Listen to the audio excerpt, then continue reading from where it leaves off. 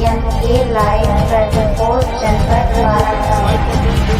करनी होगी आयकर में इनकम टैक्स में 70% माइलेज की छूट देनी होगी।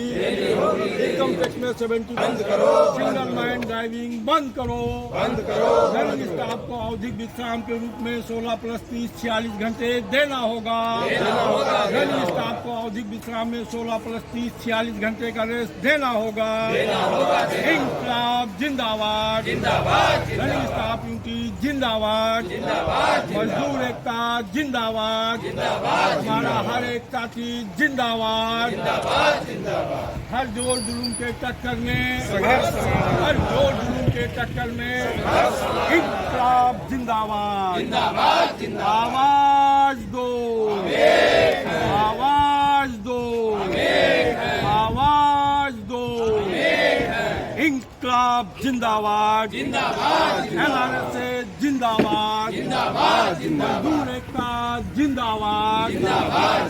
क्लियर के कहा गया है कि भारतीय गणराज्य या भारतीय संघ में कार्य करने वाला व्यक्ति 8 घंटे ड्यूटी, 8 घंटे परिवार के लिए, 8 घंटे आपका विश्राम, ये एक डिवाइड किया गया है 8 घंटे का।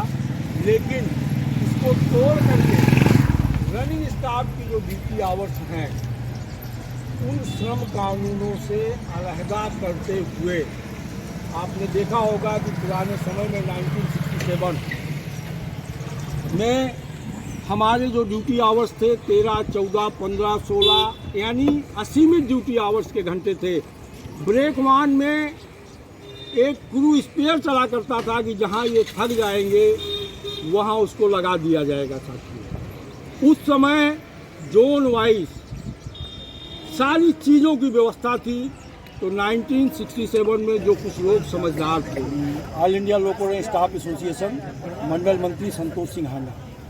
आज किस तरह का हंगर फास्ट किया जा रहा है, क्या उद्देश्य है? देखिए, लगातार भारत सरकार के सामने हम लोग अपनी समस्याओं को लेकर के बात पहुंचा रहे थे।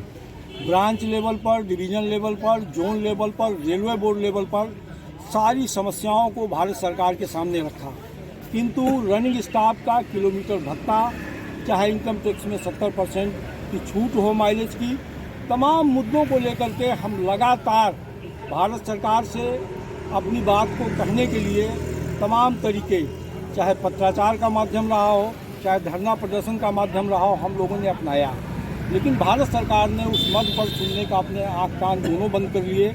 वर्तमान में हमारी एनर्जी भूख हड़ताल के माध्यम से, ये भी एक आंदोलन का प्रारूप है। इस माध्यम से हम भारत सरकार के पास अपनी बात को पहुंचाना चाह रहे हैं। आज पूरे भारतीय रेलवे में सभी रनिंग स्टाफ भूखे रह करके रेलगाड़ियों का परिचालन कर रहा है।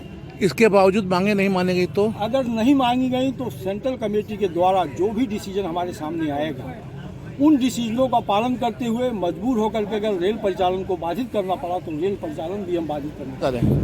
हमारा परिचय KP Yadav, loco pilot passenger Varanasi मंडल पूर्वोत्तर रेलवे संगठन में मैं मंडल मंत्री वाराणसी मंडल।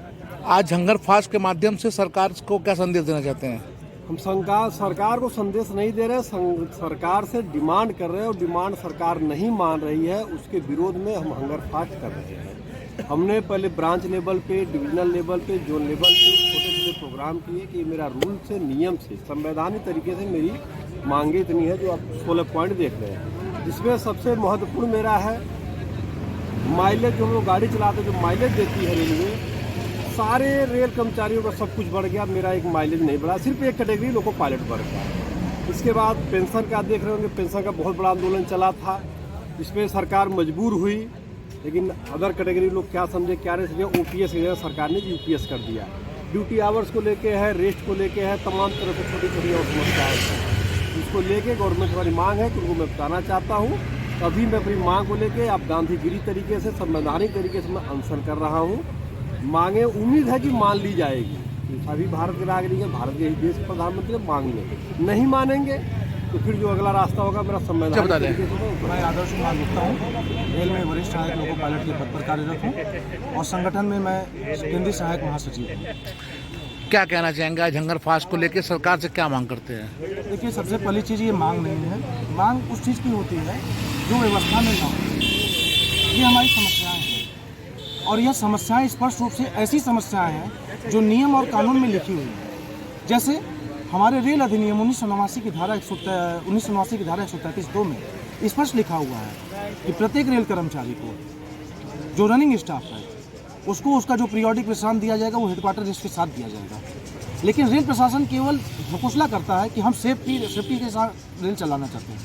आज तक मेरे ना ही किसी अग्रज को और ना ही मुझे पूरे सर्विस में रेल प्रशासन ने मुझे मेरा पीरियोडिक रेस्ट दिया है। आज तक मुझे नहीं दिया 16+30। और हमसे संरक्षित रेल संचालन की उम्मीद था। एक इनडिसिप्लिन माहौल में पैदा हुआ रेल कर्मचारी जो कि रनिंग की ड्यूटी कर रहा है, जिसके लिए कार्य का व्यवहार ही डिसिप्लिन नहीं है, उस इनडिसिप्लिन में भी इनडिसिप्लिन डाल करके हमसे डिसिप्लिन का उम्मीद करता है। हम 1-1 लाख सिग्नलों पे गाड़ी खड़ी करते हैं, एक सिग्नल पे चूक होती है, वो भी वो चूक उनके ब्रेकिंग के अकाउंट पे होती है, उनके ड्यूटी पीरियड्स को लेकर के होती है, उनके रेस्ट आवर्स को लेकर के होती है। लेकिन उसके बावजूद भी मुझे वह चीज़ें नहीं मिलती और मुझे ही दोषी सिद्ध किया है। क्या मांग करते हैं? मैं सरकार से यह स्पष्ट करता हूं कि जो चीज़ें कानून में लिखी हुई हैं, हमारे रेस्ट के प्रावधान को दीजिए, EMU के सिंगल मैन वर्किंग को हटाइए, माइलेज के दर को हमारा जो नियम है RS 1981 के तहत उसको हमारा दीजिए। ये हमारा हक है। हम कोई भीख नहीं मांग रहे, कोई आपसे मांग नहीं मांग रहे, कोई नई चीज़ नहीं मांग रहे। जो व्यवस्था है वो उस व्यवस्था के साथ आपको हमें लागू करना चाहिए। इस देश में ये एक संवैधानिक दोष है। हम लोग किसी भी लोगों को किसी भी प्रकार का उत्पीड़न सहने का और किसी को भी उत्पीड़न करने का कोई अधिकार नहीं है। हम